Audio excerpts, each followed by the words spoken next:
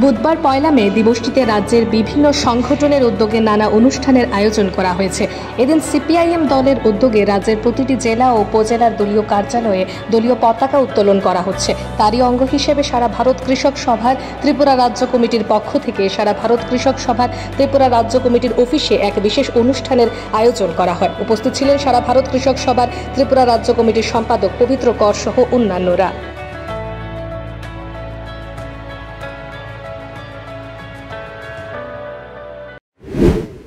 আজকে ১ মে আন্তর্জাতিক শ্রমিক দিবস।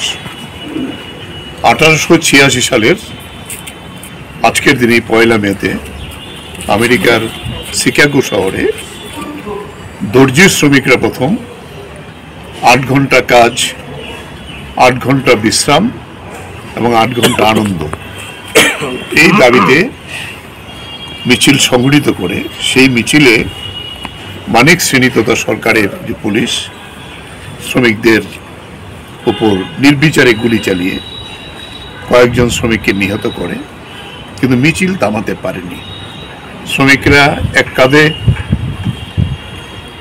শ্রমিকের মরদেহ যে হয়েছিল তার দেহ এবং আরেকটা কাঁধে তার যে রক্তাক্ত যে জামাটা সেটাকে নিশান বানিয়ে তারা মিছিল শুরু করেছিলেন।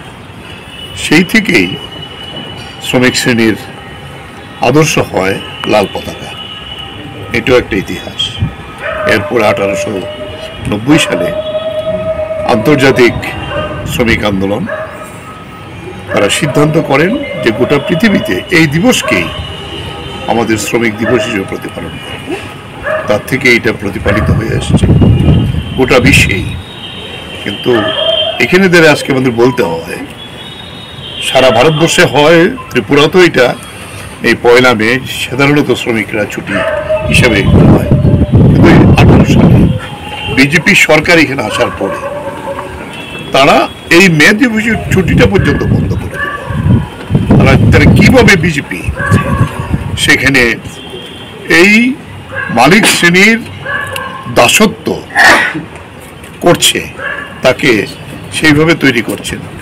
তাহলে এটা প্রমাণ যে এখানে মে দিবসের এই ছুটি তারা বন্ধ করে দিয়েছে। কিন্তু আমরা মে দিবস মহান ঐতিহ্যপূর্ণ দিবস, এই দিবসকে স্মরণে রেখেই আমরা গোটা দুনিয়ার সঙ্গে আমাদের যে একাত্মতা শ্রমিক শ্রেণীর, শ্রমিক কৃষক মৈত্রী, তার ভিত্তিতেই আমরা এটা পালন করব। এই দিনে শপথ নেব যে আমাদের দেশের এই শ্রমিক শ্রেণী এবং কৃষকরা তার যে সংগ্রাম, সেই সংগ্রামকে আরো কত গতিবান এগিয়ে নিতে এই লক্ষ্যে আমরা কাজ করব। আজকের এই ১ মে শ্রমিক দিবস হোক তার এই আহ্বান। আমি একটা অনুরোধ করব, আজকে বিকেলে সিআইটিউর আহ্বান হলো, এটাতে আমরা সবাই অংশগ্রহণ করব। বিকাল 4:30 আমাদের জমায়েত, 5টা থেকে শুরু হবে এই সভাটা। আপনারা অংশগ্রহণ করবেন।